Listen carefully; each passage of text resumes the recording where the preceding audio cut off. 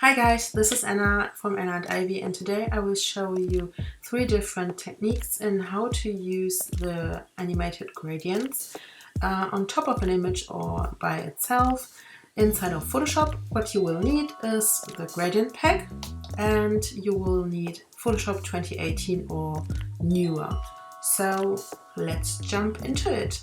So the first thing we want to do is we want to set up our Photoshop situation, so to speak. So I'm using here the newest version of Photoshop.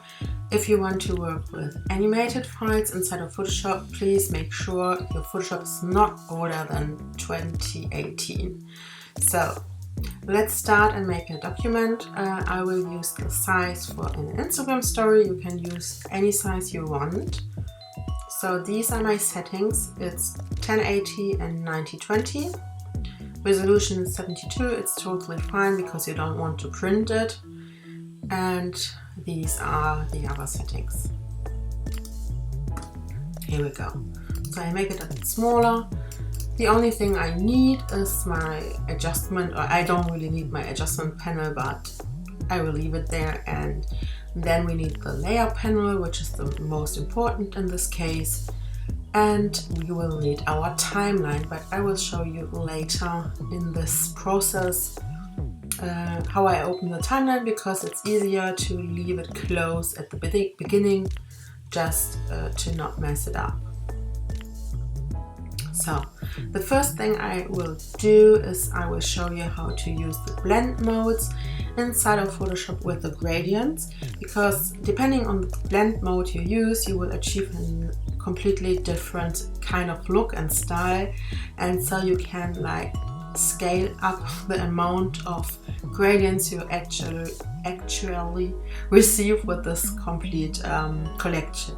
So I will randomly choose like this one, place it, drag and drop it, and then place it, or adjust it, rotate it, and place it in your document. So this is my first gradient. The second one will be, I think, we will choose this one. So put it on top, drag and drop, rotate it. Here we go. Scale it up. And here we go. I just recognized my melting 01 gradient is not completely scaled on top of this endpoint. If this makes sense, so I have to adjust it a bit. Here we go. Gradient number 2, and the other gradient I want to use is I think this one, because it's completely different to the other ones. So also rotate it, scale it, and press enter. Here we go. So we start with this melting 01 gradient and make the gradient above this in the layer section visible. As you can see, these are completely different color schemes or schemes, I don't know how to pronounce it, and we will play around now with the blend modes, which you can find over here. In the newer versions of Photoshop, you can move over the blend modes with your mouse and already see the result you will achieve, some kind of. So in the older versions, you have to click on it to see what's going on. So I will use exclusion in this situation because it's kind of interesting. There's no big reason behind it. And as you can see, you already got a completely different kind of style. And then I will activate my gradient on top of this, or make it visible. And here I want to use, let's say, overlay looks nice. Some kind of like an ice cream. I will use pin light, I think, or maybe overlight. No, pin light is fine. So these are my settings. As you can see, we transformed this kind of super bright and intense color to a more settled down color, experimental style, to a more pastel looking thing. So always depending on how you choose your gradient overlay or blend mode, this was the word, it achieves, it gives you another kind of style. So the next thing we want to do is we want to go to Window, Timeline, and here's our timeline, and then simply click on Create Video Timeline. Please don't click on Create Frame Animation, this is something different. Here we go. And as you can see, our gradients are 30 seconds long. We don't need such a long animation over here, so I will move this to the left, and it's about 10 seconds. Double click on this small time section and you will get a straight number here. Go to File, Export and Render Video. Choose your folder. Make sure your size is set to document size and then simply click on Render.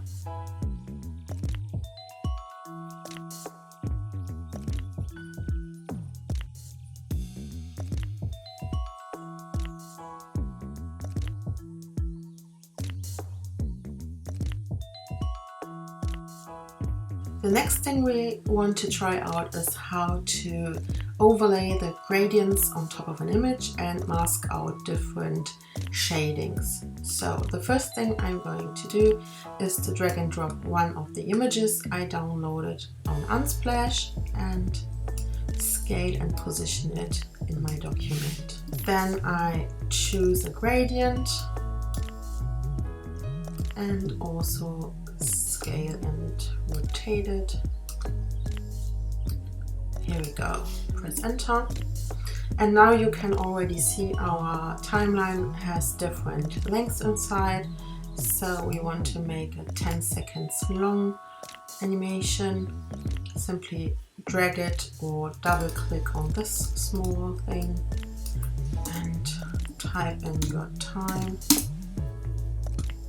And then move this small square until it magnetically jumps to your cursor.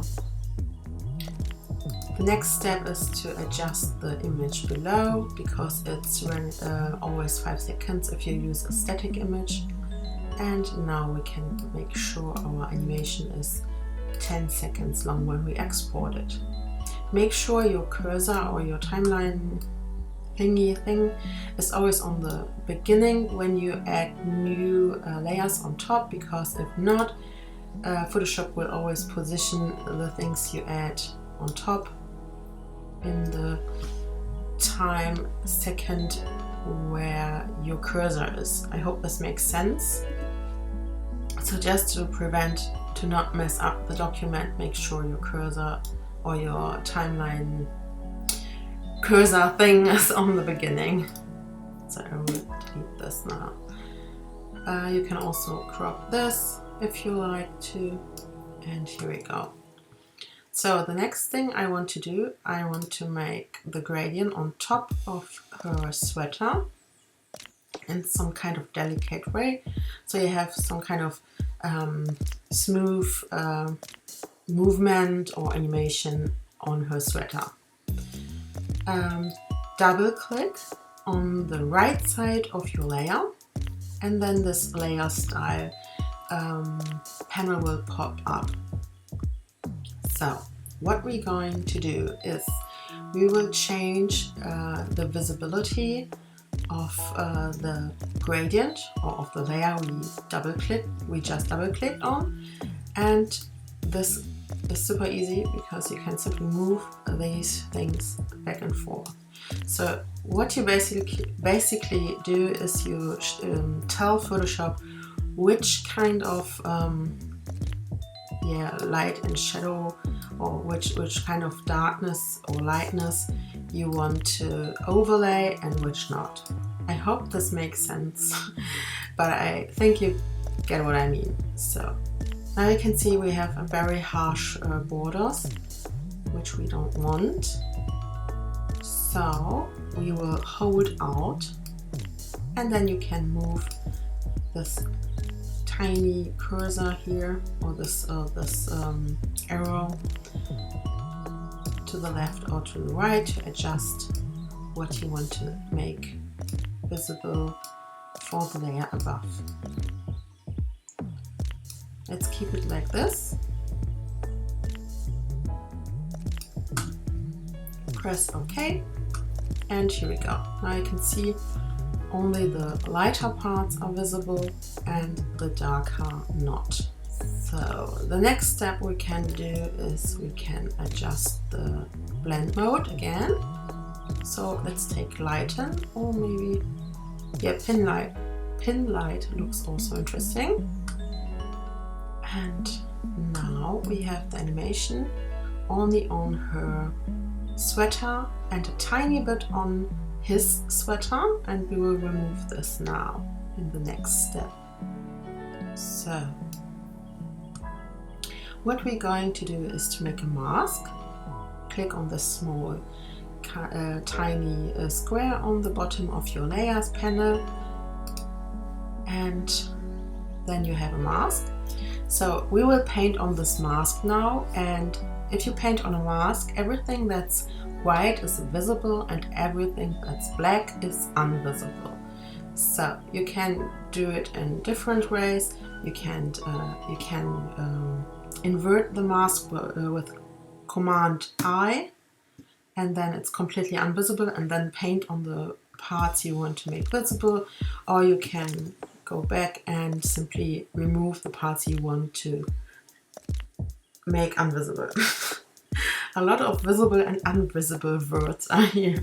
So I will make it black with Command I, invert, and then simply paint where I want to see the gradient on top. So I will choose my brush. I will choose kind of normal brush.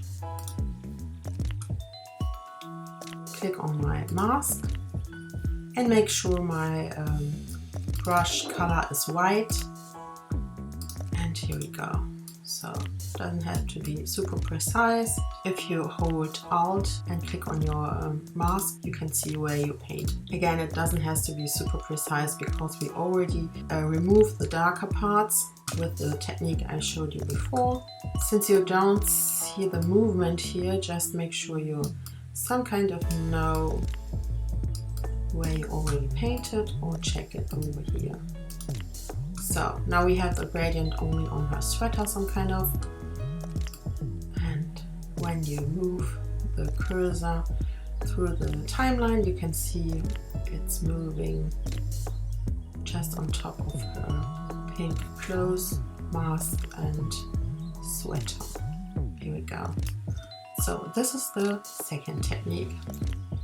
Simply go to File, Export, and then Render Video.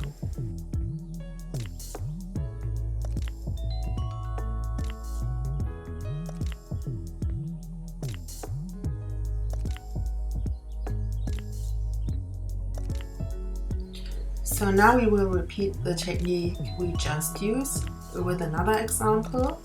So if you have an image which has like very intense light and dark contrasts, you can of course use it too.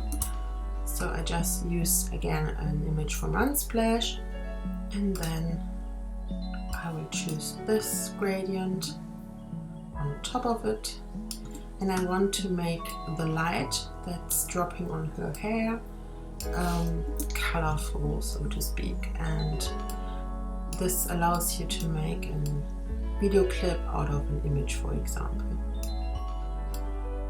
Again, I will adjust my timeline.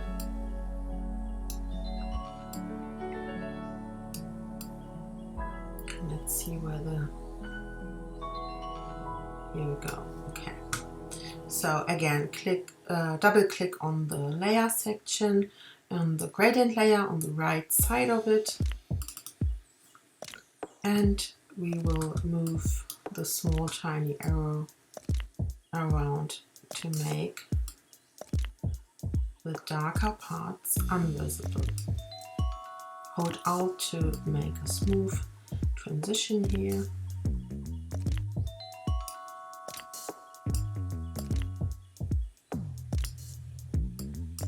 Like this. And now you can play around a bit with the blend modes.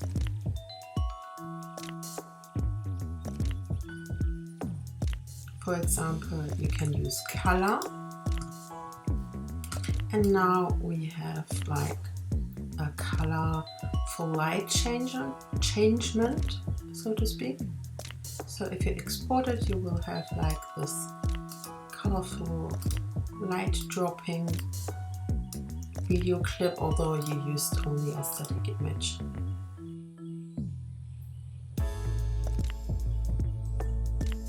So the next thing we are going to do, we will work with a clipping mask, and we will create a logo which has this gradient animation on top, and we will export it as a GIF file. So I use my own logo. This is in PNG. Simply drag and drop it and then position it wherever you want to, and remove the background because our GIF has to be like transparent in this case. Here we go. So the next step, I want to make a canvas that is only the size of my logo, because it doesn't make any sense to render this empty space over here. So I go to image and trim, and this will trim your image based on the pixels you have inside. I hope this makes sense. So simply click on OK, and here we go. Now our image is exactly as big or small as our image inside. Our canvas is exactly that small size as our image inside. So I hope this makes sense. So I will simply grab another gradient, position it, scale it so my logo is not visible anymore. And now I will create a clipping mask. You can create this on top of any kind of layer or any kind of shape or form. Then simply hold Alt on your keyboard, and now you can see you have this small arrow with your on your cursor when you look in the layer section, and then simply click and you have a clipping mask. It's basically the same as in Procreate in case you use Procreate. So yeah, now you can see the gradient animation is only on our image. Since GIF file exporting takes a bit longer sometimes, I would recommend to make this animation not too long. I will set it to like 4 seconds maybe. Here we go. Make this a bit smaller so I can see what I'm doing here. So now our timeline is set to 4 seconds. Maybe a bit shorter, whatever you like. And then the next step is to export this GIF file. Of course, you can export it as a video clip, but if you export this now as a video clip, you will have a white background, so you can't export it with a transparent background. Go to File, Export, Save for Web, and then click on GIF. This will take a while until Photoshop counted the colors, I think, some kind of this, but this sometimes take a bit. Also, our GIF is quite large. Maybe make a smaller sized one, so you could change the size over here, like 400 pixels, and yeah, you can adjust the amount of colors if you want to. These changes also take a bit, as always. If you want to see how it looks like, you can simply click here on this play button to have a preview.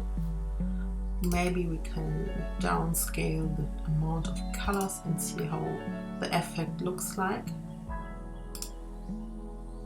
Looks quite good.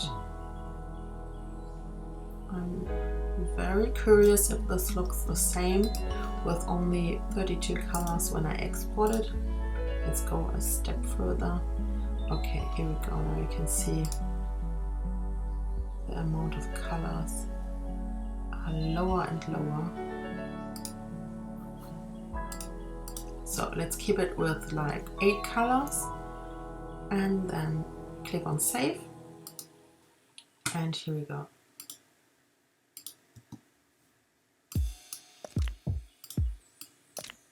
The GIF looks quite okay, I think. So guys, these are the 3 techniques that I wanted to show you. Of course, there are more kinds or ways to use the animated gradient pack, but I thought 3 are enough for this tutorial. I hope you enjoyed it, and if you have any questions, for example how to make this or that inside of Photoshop, please let me know and I can make a tutorial in the upcoming weeks. I hope you're having a great Christmas time, by the way, and yeah, I hope everyone is safe and well, and yeah, enjoy the week. And again, if you have questions, please feel